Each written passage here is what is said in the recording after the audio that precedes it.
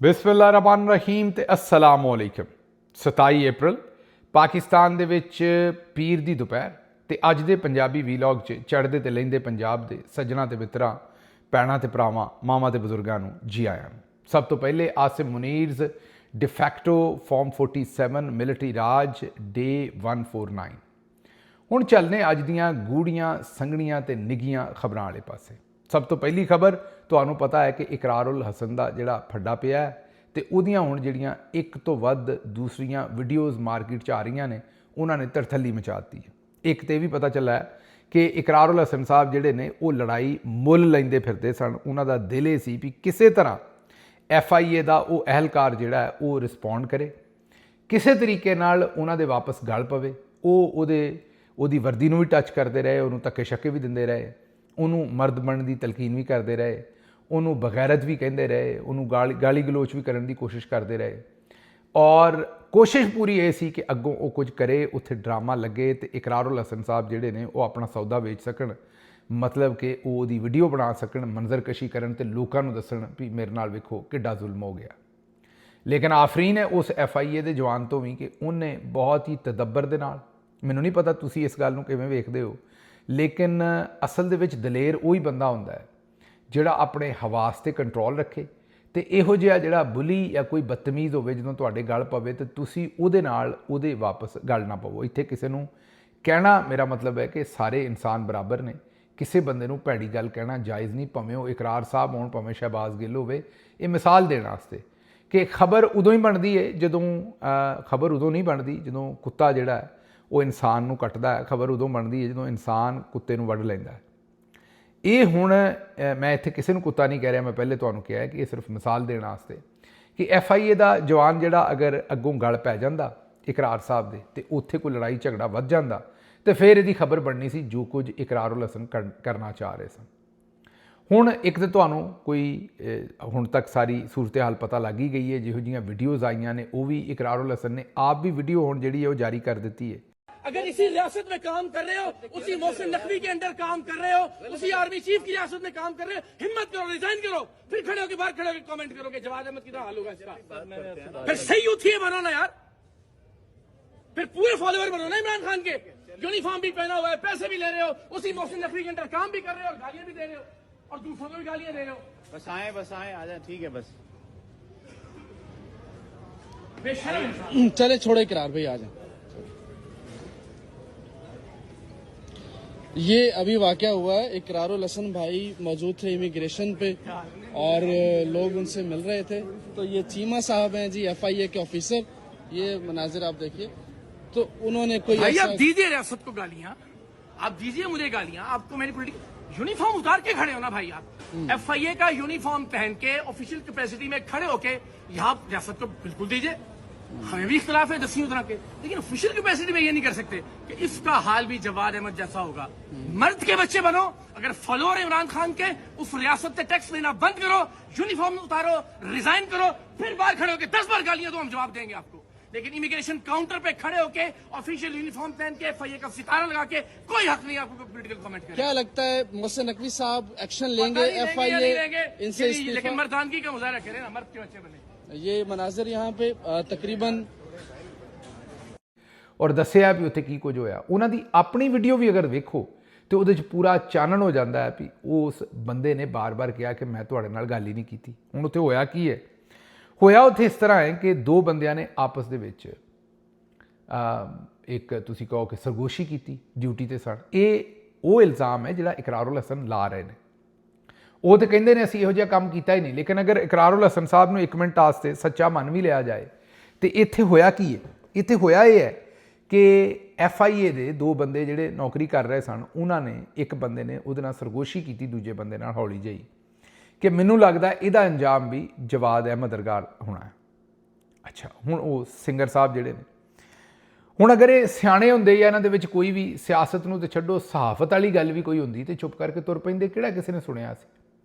ਦੋ ਬੰਦਿਆਂ ਨੇ ਸਰਗੋਸ਼ੀ ਕੀਤੀ, ਇਹਦਾ ਮਤਲਬ ਉਹਨਾਂ ਦੋ ਬੰਦਿਆਂ ਨੇ ਆਪੋ ਹੀ ਸੁਣਿਆ। ਅੱਛਾ ਚਲੋ ਜੀ, ਕਹਿ ਲੈਂਦੇ ਸਰਗੋਸ਼ੀ ਥੋੜ੍ਹੀ ਉੱਚੀ ਹੋਏਗੀ, ਇਹਨਾਂ ਨੇ ਸੁਣ ਲਿਆ, ਨਾਲ 4-5 ਬੰਦਿਆਂ ਨੇ ਸੁਣ ਲਿਆ।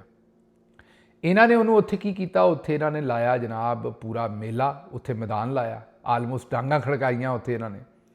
ਔਰ ਇਹਨਾਂ ਨੇ ਹੁਣ ਉਸ ਗੱਲ ਨੂੰ ਕਰੋੜਾਂ ਲੋਕਾਂ ਤੱਕ ਪੜਾ ਦਿੱਤਾ ਵੀ ਉੱਥੇ ਗੱਲ ਹੋਈ ਕੀ। ਹੁਣ ਇਹ ਤੇ ਪੂਰੀ ਦੁਨੀਆ ਇਕਰਾਰ ਸਾਹਿਬ ਗੱਲ ਕਰਦੇ ਨੇ ਵੀ ਤੁਸੀਂ ਟਾਊਟ ਹੋ, ਤੁਹਾਡਾ ਅੰਜਾਮ ਬਹੁਤ ਭੈੜਾ ਹੋਣਾ ਹੈ। ਹੁਣ ਇਹ ਕਿਹਨੂੰ ਕਿਹਨੂੰ ਪੁੱਛੋਗੇ ਤੇ ਕਿਹਨੂੰ ਕਿਹਨੂੰ ਡੱਕੋਗੇ। ਮੈਨੂੰ ਲੱਗਦਾ ਵੀ ਇਸ ਮੁੰਡੇ ਨੇ ਕੱਲ੍ਹ ਨੂੰ ਲੋਕਾਂ ਨਾਲ ਤੁਰੇ ਤੁਰੇ ਜਾਂਦਿਆਂ ਲੜਾਈ, ਉਹ ਸਾਡੇ ਪਿੰਡਾਂ ਦੇ ਵਿੱਚ ਕਈ ਵਾਰੀ ਬਾਬੇ ਹੁੰਦੇ ਸਨ, ਜਦੋਂ ਵਡੇਰੇ ਹੋ ਜਾਂਦੇ ਸਨ ਤੇ ਲਾਗੋਂ ਦੀ ਬੱਚੇ ਉਹਨਾਂ ਨੂੰ ਕਹਿ ਕੇ ਗੁਜ਼ਰਦੇ ਸਨ ਵੀ ਬਾਬਾ ਜੀ ਅਸਲਾਮ ਅਲੈਕਮ, ਤੇ ਉਹ ਇਸ ਗੱਲ ਨੂੰ ਵੀ ਛੇੜ ਸਮਝਦੇ ਸਨ ਤੇ ਉੱਠ ਕੇ ਨੰਗੀਆਂ ਤੇ ਵੱਡੀਆਂ ਵੱਡੀਆਂ ਗਾਲਾਂ ਕੱਢਦੇ ਸਨ ਤੇ ਜਿਹੜੀ ਸ਼ਾਇਦ ਬਾਬਾ ਜੀ ਦੇ ਹੱਥ ਆਉਂਦੀ ਸੀ ਉਹ ਪਿੱਛੋਂ ਚਲਦੀ ਜਿਹੜੀ ਉਹ ਬੱਚਿਆਂ ਤੇ ਸੁੱਟ ਦਿੰਦੇ ਸਨ। ਇਹ ਕਈ ਵਾਰੀ ਦਿਮਾਗ ਸ਼ਮਾਗ ਫਿਰ ਜਾਂਦੇ ਨੇ ਜਦੋਂ ਬੰਦਿਆਂ ਦੇ, ਤੇ ਉਹਨਾਂ ਨਾਲ ਚੰਗੀ ਗੱਲ ਵੀ ਕਰੋ ਤੇ ਉਹ ਉਹਨੂੰ ਭੈੜਾ ਹੀ ਸਮਝਦੇ ਨੇ। ਇਕਰਾਰੁਲ ਹਸਨ ਸਾਹਿਬ ਨਾਲ ਵੀ ਇਹੀ ਹੋਇਆ ਮੇਰਾ ਖਿਆਲ, ਨੌਕਰੀ ਸ਼ੌਕਰੀ ਚਲੀ ਗਈ ਹੈ, ਮਾਮਲਾਤ ਜਿਹੜੇ ਨੇ ਖਰਾਬ ਨੇ, ਔਰ ਉੱਤੋਂ ਜਿਹੜੇ ਕੰਮ 'ਚ ਉਹ ਪੈ ਗਏ ਨੇ ਤੁਹਾਨੂੰ ਪਤਾ ਹੀ ਹੈ ਵੀ ਉੱਥੇ ਜਰਨੈਲਾਂ ਨੇ ਜਾਂ ਕਰਨਲ ਸਾਹਿਬ ਨੇ ਉਹਨਾਂ ਨੂੰ ਇਸਤੇਮਾਲ ਕਰਕੇ ਬਾਅਦ 'ਚ ਸੁੱਟਣਾ ਕਿਤੇ ਹੈ। ਹੁਣ ਦੋ ਬੰਦਿਆਂ ਨੇ ਆਪਸ ਦੇ ਵਿੱਚ ਇੱਕ ਗੁਫ਼ਤਗੂ ਸ਼ਨੀਦ ਕੀਤੀ, ਉਸ ਗੁਫ਼ਤਗੂ ਸ਼ਨੀਦ ਦਾ ਕਿਸੇ ਬੰਦੇ ਨੂੰ ਪਤਾ ਨਹੀਂ ਸੀ ਲੱਗਣਾ, ਲੇਕਿਨ ਉਹਨਾਂ ਨੇ ਇੰਨਾ ਕੁ ਰੌਲਾ ਪਾਇਆ ਵੀ ਉਸ ਗੱਲ ਨੂੰ। ਅੱਛਾ, ਫਿਰ ਜਿਸ ਵੇਲੇ ਪਬਲਿਕ ਗੱਲ ਪੈ ਗਈ ਕਿ ਇਹ ਤੁਸੀਂ ਕੀ ਕੀਤਾ, ਤੁਸੀਂ ਇੰਨੀ ਬਦਤਮੀਜ਼ੀ ਕਿਉਂ ਕੀਤੀ ਹੈ, ਕਿਉਂਕਿ ਪਬਲਿਕ ਨੇ ਵੀ ਵੇਖਿਆ ਕਿ ਉਹ FIA ਦਾ ਅਹਿਲਕਾਰ ਇਹਨਾਂ ਨੂੰ ਬਾਰ-ਬਾਰ ਸਰ ਕਹਿ ਰਿਹਾ ਔਰ ਕਹਿ ਰਿਹਾ ਕਿ ਜੀ ਮੈਂ ਤੁਹਾਡੇ ਬਾਰੇ ਗੱਲ ਨਹੀਂ ਕੀਤੀ, ਮੈਂ ਤੁਹਾਡੇ ਨਾਲ ਗੱਲ ਹੀ ਨਹੀਂ ਕਰਨਾ ਚਾਹੁੰਦਾ।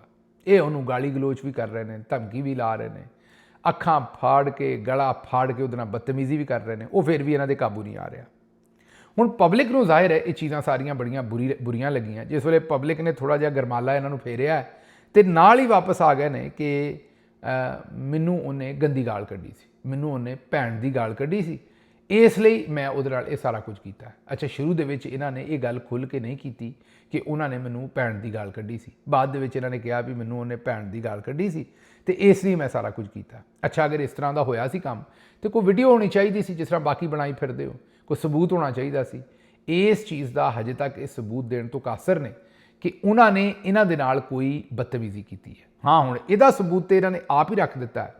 ਜਿਸ ਤਰ੍ਹਾਂ ਇਹਨਾਂ ਨੇ ਰੌਲਾ ਪਾਇਆ ਤੇ ਇੱਥੋਂ ਦੋ ਗੱਲਾਂ ਸਮਝ ਆਉਂਦੀਆਂ ਨੇ, ਇੱਕ ਤੇ ਇਹਨਾਂ ਨੇ ਉਹਨਾਂ ਨਾਲ ਬਦਤਮੀਜ਼ੀ ਕੀਤੀ ਹੈ, ਦੂਸਰਾ ਜ਼ਾਹਿਰ ਹੈ ਇਹਨਾਂ ਦਾ ਜਿਹੜਾ ਦਿਮਾਗੀ, ਉਹ ਇੰਡੀਆ 'ਚ ਕਹਿੰਦੇ ਨੇ ਸੰਤੁਲਨ, ਜਿਹੜਾ ਤਵਾਜ਼ਨ ਹੁੰਦਾ ਹੈ ਨਾ, ਦਿਮਾਗੀ ਤਵਾਜ਼ਨ ਜਿਹਨੂੰ ਕਹਿੰਦੇ ਨੇ, ਸੰਤੁਲਨ, ਉਹ ਇਹਨਾਂ ਦਾ ਵਿਗੜ ਗਿਆ ਹੈ। ਤੇ ਇਹਨਾਂ ਨੂੰ ਹੁਣ ਜਾਂ ਤਾਂ ਕੋਈ, ਮੇਰਾ ਮਤਲਬ ਹੈ ਕਿ ਕੋਈ ਤਬਲਾ ਸ਼ਬਲਾ ਵਜਾਉਣ, ਕੋਈ ਆਪਣਾ ਜਿਹੜਾ ਗੁੱਸਾ ਹੈ ਕੋਈ ਤਬਲੇ ਸ਼ਬਲੇ ਤੇ ਕੱਢਣ, ਕੋਈ ਹੋਰ ਕੰਮ ਇਹੋ ਜਿਹਾ ਕਰਨ, ਕੋਈ ਹੋਰ ਮਸ਼ੀਨਾਂ ਚਲਾਉਣ।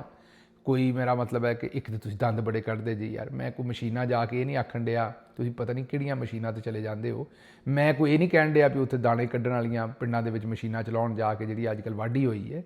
ਮੇਰਾ ਮਸ਼ੀਨਾਂ ਦਾ ਕਹਿਣ ਦਾ ਮਤਲਬ ਹੈ ਵੀ ਜਿਮ ਜਾਣ, ਉੱਥੇ ਮਸ਼ੀਨਾਂ ਚਲਾਉਣ, ਮੁਖਤਲਿਫ ਮਸ਼ੀਨਾਂ ਹੁੰਦੀਆਂ ਨਾ ਐਕਸਰਸਾਈਜ਼ ਵਾਲੀਆਂ, ਉਹ ਚਲਾਉਣ ਜਾ ਕੇ ਕਿਸੇ ਤਰੀਕੇ ਨਾਲ ਇਹਨਾਂ ਦੇ ਅੰਦਰ ਜਿਹੜਾ ਐਡਾ ਗੁਬਾਰ ਹੈ, ਇਹ ਬਿਲਕੁਲ ਫਟਣ ਨੂੰ ਫਿਰਦੇ ਨੇ, ਫੋੜੇ ਬਣੇ ਨੇ ਬਿਲਕੁਲ, ਤੇ ਬੰਦਾ ਲਾਗੋਂ ਦੀ ਲੰਘਦਾ ਖੰਗੂਰਾ ਮਾਰਦਾ ਤੇ ਉਹਦੇ ਨਾਲ ਲੜ ਪੈਂਦੇ ਨੇ। ਮੈਨੂੰ ਲੱਗਦਾ ਆਉਣ ਵਾਲੇ ਦਿਨਾਂ ਦੇ ਵਿੱਚ ਕੋਈ ਇਹਨਾਂ ਨੂੰ ਦੂਰੋਂ ਵੇਖ ਕੇ ਹੱਸ ਪਿਆ ਤੇ ਇਹਨਾਂ ਉਹਦੇ ਨਾਲ ਲੜਾਈ ਪਾ ਲੈਣੀ ਵੀ ਤੂੰ ਮੈਨੂੰ ਅੰਦਰੋਂ ਦਿਲ ਦੇ ਵਿੱਚ ਗਾਲਾਂ ਕੱਢਣ ਡਿਆ, ਕਿਉਂਕਿ ਅਸਲ ਗੱਲ ਤੇ ਇਹਨਾਂ ਨੂੰ ਵੀ ਪਤਾ ਹੈ ਵੀ ਇਹਨਾਂ ਦਾ ਜਿਹੜਾ ਹੁਣ ਸਿਆਸੀ ਵਜੂਦ ਹੈ, ਮੈਂ ਸਿਆਸੀ ਗੱਲ ਕਰ ਰਿਹਾ, ਦੁਬਾਰਾ ਇਹਨਾਂ ਦੀ ਜ਼ਾਤ ਤੇ ਨਹੀਂ ਕਰ ਰਿਹਾ, ਇਹਨਾਂ ਦਾ ਜਿਹੜਾ ਸਿਆਸੀ ਵਜੂਦ ਹੈ ਉਹ ਹੁਣ ਇੱਕ ਕਿਸਮ ਦੀ ਇੱਕ ਗਾਲ ਹੀ ਬਣ ਗਈ ਹੈ, ਲੋਕੀ ਮਜ਼ਾਕ ਉਡਾਉਣ ਡਏ ਨੇ।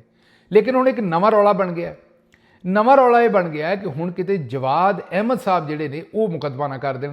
ਮੁਕੱਦਮਾ ਉਹ ਕਿਉਂ ਨਾ ਕਰ ਦੇਣ? ਉਹ ਬੈਠੇ ਸਨ ਘਰ, ਜਵਾਦ ਅਹਿਮਦ ਸਾਹਿਬ ਘਰ ਬੈਠੇ ਸਨ, ਉਹ ਬੰਦੇ ਨੇ ਆਖ ਛੱਡਿਆ, ਅਗਰ ਉਹਨੇ ਆਖਿਆ ਸਰਗੋਸ਼ੀ ਕਰਦਿਆਂ ਵੀ ਇਹਦਾ ਅੰਜਾਮ ਵੀ ਜਵਾਦ ਸਾਹਿਬ ਵਰਗਾ ਹੋਣਾ, ਉਹ ਹੁਣ ਉੱਥੇ 4-5 ਬੰਦਿਆਂ ਨੇ ਸੁਣਿਆ। ਇਕਰਾਰੁਲ ਹਸਨ ਸਾਹਿਬ ਨੇ ਪੂਰਾ ਰੌਲਾ ਪਾ ਕੇ ਜਵਾਦ ਅਹਿਮਦ ਸਾਹਿਬ ਨੂੰ ਵੀ ਪੂਰੇ ਪਾਕਿਸਤਾਨ ਦੇ ਵਿੱਚ ਤੇ ਪੂਰੀ ਦੁਨੀਆ 'ਚ ਬੇਇੱਜ਼ਤ ਕਰ ਦਿੱਤਾ। ਮਤਲਬ ਉਹ ਕਹਿੰਦੇ ਨਾ, ਭੈੜਾ ਵੇਲਾ ਹੋਵੇ ਤੇ ਬੰਦਾ ਭਾਵੇਂ ਊਂਠ ਤੇ ਬੈਠਾ ਹੋਵੇ ਤੇ ਕੁੱਤਾ ਵੱਢ ਲੈਂਦਾ। ਉਹੀ ਗੱਲ ਜਵਾਦ ਅਹਿਮਦ ਸਾਹਿਬ ਨਾਲ ਹੋਈ ਵੀ ਨਾ ਉਹ ਉੱਥੇ ਮੌਜੂਦ ਸਨ, ਨਾ ਉਹਨਾਂ ਦੀ ਕਿਸੇ ਨਾਲ ਲੜਾਈ ਹੋਈ, ਨਾ ਉਹਨਾਂ ਦਾ ਕੋਈ ਲੈਣ ਦੇਣ, ਉਹਨਾਂ ਨੂੰ ਵਾਧੂ ਬੇਇੱਜ਼ਤ ਕਰਵਾ ਦਿੱਤਾ। ਹੁਣ ਜਵਾਦ ਅਹਿਮਦ ਸਾਹਿਬ ਜਿਹੜੇ ਨੇ ਉਹ ਹੋ ਸਕਦਾ ਅਦਾਲਤ ਦੇ ਵਿੱਚ ਮੁਕੱਦਮਾ ਕਰ ਦੇਣ ਇਕਰਾਰ ਸਾਹਿਬ ਤੇ ਵੀ ਤੇ ਉਸ FIA ਵਾਲੇ ਬੰਦੇ ਤੇ ਵੀ ਤੇ ਬਾਕੀਆਂ ਤੇ ਵੀ ਕਿ ਜੀ ਮੈਨੂੰ ਕਿਉਂ ਬੇਇੱਜ਼ਤ ਕਰਦੇ ਹੋ, ਮੇਰਾ ਤੇ ਇਸ ਗੱਲ 'ਚ ਕੋਈ ਲੈਣ ਦੇਣ ਹੀ ਨਹੀਂ। ਫਿਰ ਜੱਜ ਵਾਸਤੇ ਇਸ ਚੀਜ਼ ਦਾ ਫੈਸਲਾ ਕਰਨਾ ਜ਼ਿਆਦਾ ਮੁਸ਼ਕਿਲ ਹੋ ਜਾਣਾ ਹੈ ਵੀ ਇਹਦੇ 'ਚ ਬਹੁਤੀ ਬੇਇੱਜ਼ਤੀ ਇਕਰਾਰੁਲ ਹਸਨ ਸਾਹਿਬ ਦੀ ਹੋਈ ਹੈ ਜਾਂ ਇਹਦੇ ਵਿੱਚ ਜਵਾਦ ਸਾਹਿਬ ਦੀ ਹੋਈ ਹੈ, ਬਹੁਤਾ ਹੱਥ ਕੇ ਇੱਜ਼ਤ ਕਿਹਦਾ ਬਣਦਾ ਹੈ। ਬਹਰਹਾਲ ਅਕਲ ਨਾ ਹੋਵੇ ਤਾਂ ਮੌਜਾਂ ਹੀ ਮੌਜਾਂ। ਇਹ ਅਵਾਮੀ ਰਾਜ ਪਾਰਟੀ ਜਿਹੜੀ ਹੈ, ਇਹ ਰੱਜ ਪਾਰਟੀ ਸੀ ਅਸਲ ਤੇ ਜਰਨੈਲਾਂ ਦੀ।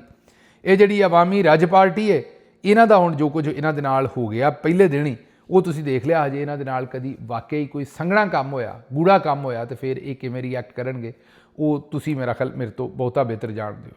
ਅੱਗੇ ਚੱਲਨੇ ਜੀ, ਅਗਲੀ ਖਬਰ ਜਿਹੜੀ ਹੈ ਉਹ ਤੁਹਾਡੇ ਸਾਹਮਣੇ ਰੱਖਣੀ ਹੈ। ਉਹ ਖਬਰ ਇਹ ਹੈ ਕਿ ਇਸ ਵੇਲੇ ਜਿਹੜੇ ਅਸ਼ਾਰੀਏ ਜਾਰੀ ਕੀਤੇ ਨੇ ਨੂਨ ਲੀਗ ਦੀ ਹਕੂਮਤ ਨੇ, ਜਿਹੜੇ ਨੰਬਰਸ ਜਾਰੀ ਕੀਤੇ ਨੇ, ਉਹ ਜ਼ਾਹਿਰ ਹੈ ਪਿਛਲੀਆਂ ਹਕੂਮਤਾਂ ਦੇ ਜਿਹੜੇ 5 ਸਾਲਾਂ ਦੇ ਨੰਬਰ ਜਾਰੀ ਕੀਤੇ ਨੇ, ਉਹ ਹੁਣ ਖੁਦ ਇਹ ਸਟੈਂਪ ਲਾ ਕੇ ਮੰਨ ਰਹੇ ਨੇ ਕਿ ਜਿਹੜੀ ਇਮਰਾਨ ਖਾਨ ਦੀ ਹਕੂਮਤ ਦੇ ਵਿੱਚ ਇਕਨੋਮੀ ਸੀ ਉਹ ਬਹੁਤ ਹੀ ਬਿਹਤਰੀਨ ਕੰਮ ਕਰ ਰਹੀ ਸੀ। ਮਤਲਬ ਨੂਨ ਲੀਗ ਹੁਣ ਖੁਦ ਇਮਰਾਨ ਖਾਨ ਦੇ ਜ਼ਮਾਨੇ ਦੇ ਇਸ਼ਾਰੀਏ ਜਾਰੀ ਕਰ ਰਹੇ ਨੇ ਔਰ ਇਹ ਦੱਸ ਰਹੇ ਨੇ ਕਿ ਇਮਰਾਨ ਖਾਨ ਦੇ ਜ਼ਮਾਨੇ ਦੇ ਵਿੱਚ ਹਕੂਮਤ ਜਿਹੜੀ ਹੈ ਉਹ ਬਹੁਤ ਹੀ ਬਿਹਤਰੀਨ ਕੰਮ ਕਰ ਰਹੀ ਸੀ। ਫਿਰ ਨਵਾਂ ਫੱਡਾ ਪੈ ਗਿਆ ਹੋਇਆ ਇਸ ਵੇਲੇ ਪਾਕਿਸਤਾਨ ਦੇ ਵਿੱਚ, ਫਾਰਵਰਡਡ ਐਜ਼ ਰਿਸੀਵਡ। ਚੇਤੇ ਕਰੋ ਫੀਲਡ ਮਾਰਸ਼ਲ ਸਾਹਿਬ ਨੇ ਇਸ ਗੱਲ ਦਾ ਮਜ਼ਾਕ ਉਡਾਇਆ ਸੀ ਕਿ ਪਾਕਿਸਤਾਨ ਦੇ ਵਿੱਚ ਕੋਈ ਕਿਸੇ ਗੱਲ ਦੀ ਤਹਿਕੀਕ ਨਹੀਂ ਕਰਦਾ, ਬਲਕਿ ਹਮੇਸ਼ਾ ਫਾਰਵਰਡਡ ਐਜ਼ ਰਿਸੀਵਡ ਕਰਕੇ ਜਿਹੜੀ ਪਿੱਛੋਂ ਸ਼ੈ ਆਉਂਦੀ ਉਹਨੂੰ ਗਾਂਹ ਤੋਰ ਦਿੰਦੇ ਨੇ। ਹੁਣ ਰਾਇਨ ਗ੍ਰਿਮ ਸਾਹਿਬ ਨੇ ਆਸਮਾ ਸ਼ਰਾਜ਼ੀ ਸਾਹਿਬਾ ਤੇ ਦੂਜੇ 3-4 ਹੋਰ ਇਹੋ ਜਿਹੇ ਜਿਹੜੇ ਲੋਕ ਨੇ ਉਹਨਾਂ ਨੂੰ ਫੜ ਲਿਆ ਕਿਉਂਕਿ ਉਹਨਾਂ ਨੇ ISPR ਦੇ ਕੋਲੋਂ ਜਿਹੜਾ ਉਹਨਾਂ ਨੂੰ ਮੈਸੇਜ ਆਇਆ ਉਹ ਫਾਰਵਰਡਡ ਐਜ਼ ਰਿਸੀਵਡ ਹੀ ਕਰ ਦਿੱਤਾ। ਲੇਕਿਨ ਚਲੋ ਅਗਰ ਉਹਦੇ ਉੱਤੇ ਲਿਖ ਵੀ ਦਿੰਦੇ ਨਾ ਕਿ ਫਾਰਵਰਡਡ ਐਜ਼ ਰਿਸੀਵਡ ਤੇ ਫਿਰ ਵੀ ਗੱਲ ਬਣ ਜਾਣੀ ਸੀ। ਉਹਨਾਂ ਨੇ ਉਹਨੂੰ ਝੂਠ-ਮੂਠ ਆਪਣੇ ਸੋਰਸ ਦੀ ਖਬਰ ਬਣਾ ਕੇ ਪੇਸ਼ ਕਰ ਦਿੱਤਾ।